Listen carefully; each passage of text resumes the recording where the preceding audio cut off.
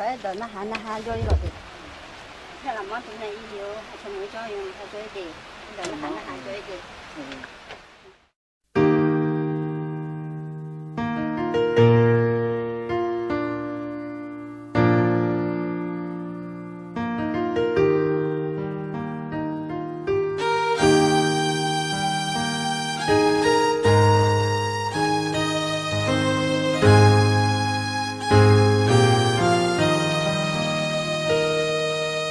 lý cho mưa cho nghe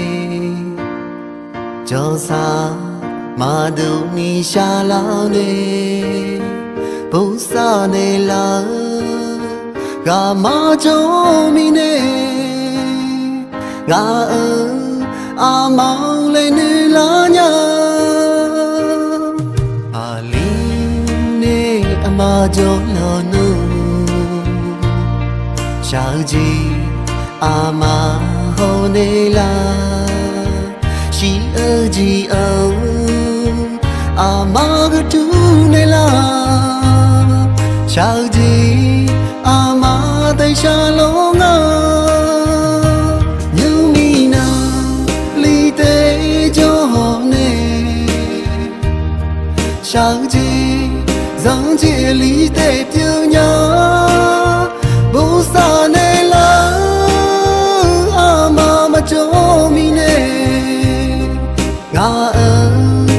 mà lên nè lá nhá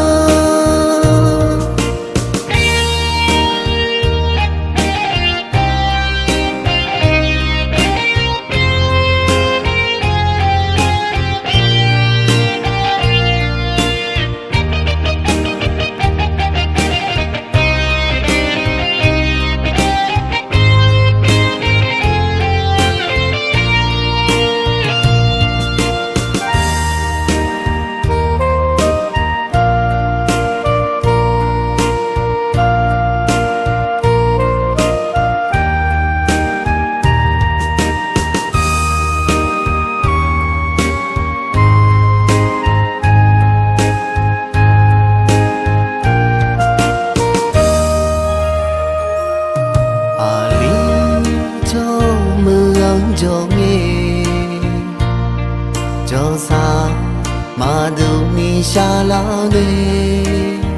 bố xa nè là gà má cho mi nè gà mang lên nè lá nhá lý nè mà cho lo nụ sao gì mà hồ này là chỉ ở gì ở mà cái chú này là sao gì mà tay xa lỗ ngơ như mi nào ly tế cho họ này sao gì dáng chia ly